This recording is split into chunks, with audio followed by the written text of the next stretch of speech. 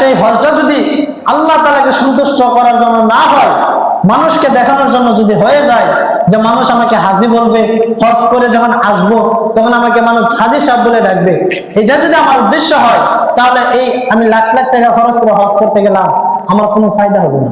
এখন হচ্ছে হজের মৌসুম, বিভিন্ন বিশ্বের বিভিন্ন প্রান্ত থেকে মানুষ হজ করতে গেছে, অনেক নারী পুরুষ তারা হজ করতে গেছে। এখন আমরা যারা হজ করতে যেতে পারি নাই, আমাদের কি এটা আকাঙ্ক্ষা না যে আমি জীবনে একবার হলো হজ করব, আল্লাহ তাআলার ঘর কাবা আমি জীবনে একবার হলো আমার এই গুনাহগার হাত দ্বারা স্পর্শ করব, রাসূলের রওজার পাশে দাঁড়ায় আমি রাসূলকে সালাম দেব, এবং কি মসজিদ জান্নাতুল বাকির ভিতরে দাঁড়ায় আমি সাহাবায়ে কেরামদের জন্য দোয়া করব? এটাকে আমাদের সকলের একটা কাম্য না? কিন্তু সবাইকে হজ করা সম্ভব? সম্ভব না। আবার সবার উপর হজ এটা ফরজ না। হজ কিনা সবার উপর ফরজ না। যার সামর্থ্য আছে, টাকা পয়সা আছে, তার উপর হজ করা ফরজ। এখন আমরা যারা গরিব মানুষ, আমাদের তো দরকার হজ করা, এখন আমরা হজ করতে পারি নাই, তবে হজের সওয়াব অর্জন করা এটা সম্ভব। আল্লাহ তাআলা এই সুযোগ গরিবদের জন্য রেখেছেন। সেই সুযোগ কি? সেই সুযোগ হচ্ছে শুক্রবার দিন।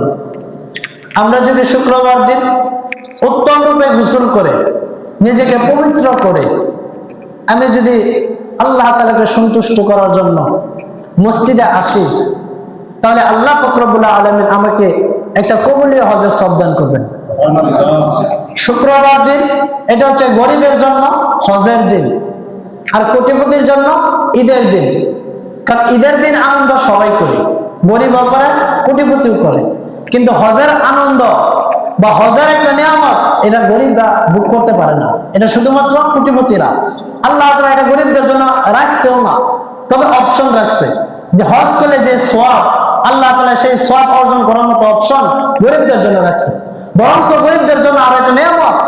কেমন নিয়ামত?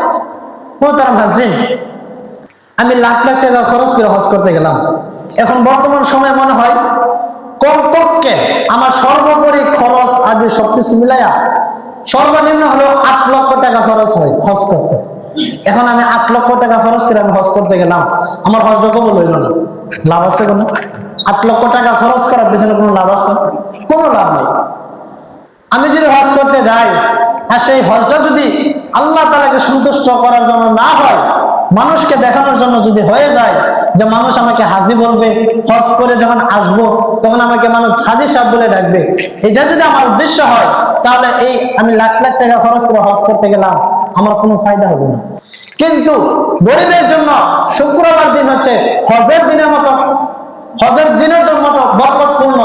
আমি যদি উত্তম রূপে গোসল করি, আমি যদি জুমার